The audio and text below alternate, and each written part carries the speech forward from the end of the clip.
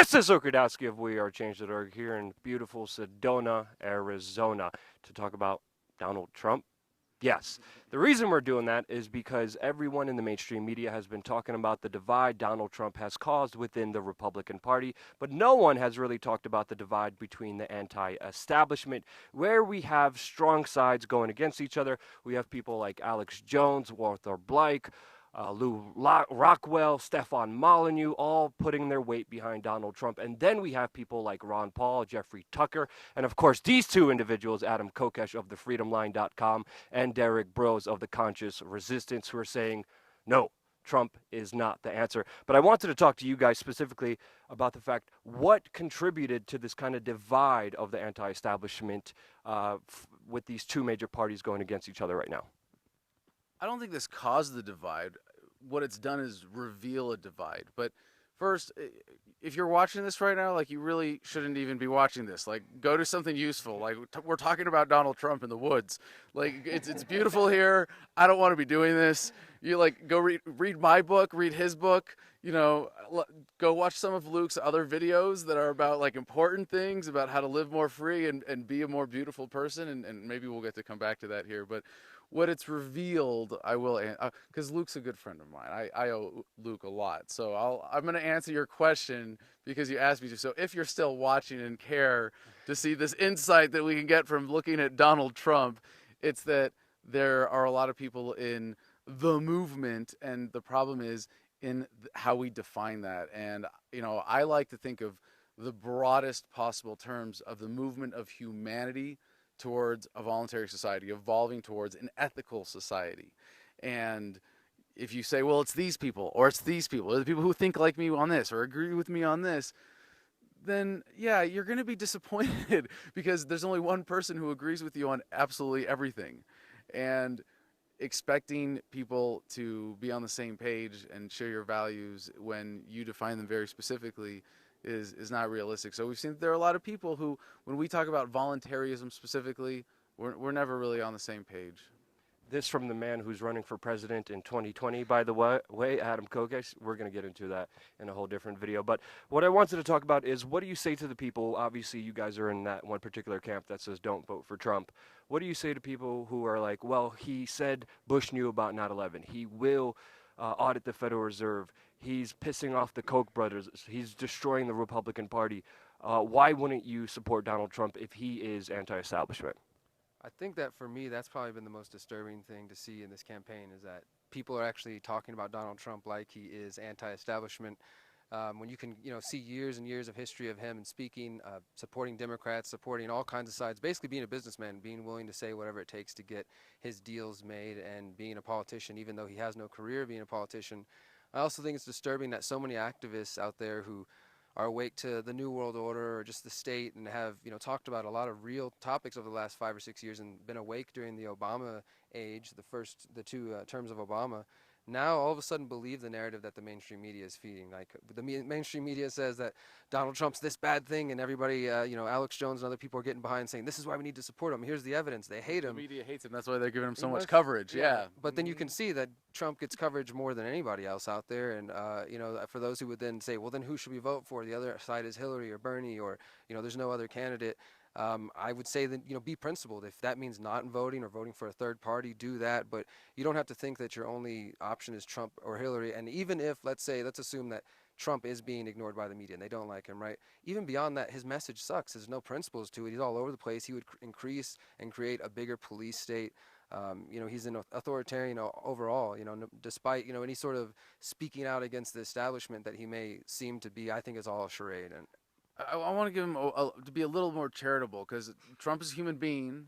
He's having fun with this. I get the one temptation that some of these people have, that he's fun to watch because he's stirring things up. And, I don't have any faith in his integrity, because he's taken so many opposing positions and evolved a little too much, to be a real deliberate, thoughtful person of principle. But, I think he does in a way represent being significantly anti-establishment. I'll give him the benefit of the doubt on that and say, well, that's a result of the market having shifted. Like, we can rejoice, in a sense, as activists and say, hey, we've at least pulled it this far, that now the populist thing is a guy who is at least nominally less interventionist, is has talked about Iraq and 9/11 a little more in line with what we'd like to see, and that's a good thing to celebrate. That doesn't mean you vote for him, because everything else you said about him is true. Well, because what I want to add to that is And those arguments apply to Bernie Sanders just as well as Donald Trump. and the arguments that he just made, that, well, he's like, sort of good on foreign policy, or at least all right, not too bad. That's the argument that libertarians for Trump are trying to make. And when I see that, I hear people who are basically, we believe in this ideal, whether you're a libertarian or not. You have principles you believe in, trying to pursue and create freedom. And you've tried that for so long, but hey, it hasn't worked, so let's just vote for the lesser of two evils now and see if that works. And at least they'll stop our enemies and suppress them in some ways. And that's better than nothing, right? But I don't know, it's just disturbing, because I think a lot of people various people met through Ron Paul's movement, because that was the last, anti-establishment candidate. Now a lot of people are waking up through Bernie Sanders, whether you agree with him or not. People are coming together around that. A lot of people met through this Ron Paul movement, and it's been 4 years now since the 2012 RNC, when plenty of people lost faith in the system then. And now I guess they're open to these idea of Trump. We've gone further to this extreme, because there is no freedom candidate out there. If you lose faith in the system, but you don't find faith in yourself, you're susceptible to going right back to it. Absolutely. You guys are going to the solutions before I get to even get there and ask you the questions about it. But hold on just a second, because also the very fact that Donald Trump wants to militarize the police, he said he wants to assassinate Edward Snowden, and he wants to torture people and torture family members of other people. Those are some of the things that a lot of anti-establishment people use as a way to say, wait, Donald Trump is not really that anti-establishment. What do you think are some of the kind of policies or some of the decisions that Donald has made that has impacted you more to be on this side? I think no matter what way people try to frame it, refugees, immigration crisis, or say, if we allow more people to come to the country, they're going to vote Democratic, they're going to vote for the state, they're going to empower the government, building a wall, or, collectivizing entire people, Muslim, whatever they may be, and saying, you want to survey them or whatever it may be, is just, that's authoritarian. It's nothing to do with freedom. I can't stand behind that at all. Now, if going into a voting booth once every 4 years and magically just pressing a button or marking a piece of paper doesn't change our lives, what will? Getting to know yourself, working on yourself, getting to know who you are as a human being, understanding your pursuit and your path to freedom, checking out Agorism, the new Libertarian Manifesto, looking into counter-economics, basically building counter-institutions to the state. Every area that you see that you feel you're being oppressed by Monsanto and the food or the government or education, whatever it may be, try to pursue and create an alternative to that, and do it in a way that doesn't involve violence and force and theft the way the state operates. We're on the verge of a phase shift for humanity, a paradigm shift, or to a whole different phase of existence that really is long overdue. And we have a sense now of the inevitability of it, and seeing how statism is being rendered obsolete. So getting to be a part of that is just an incredible part of being alive right now, the human experience.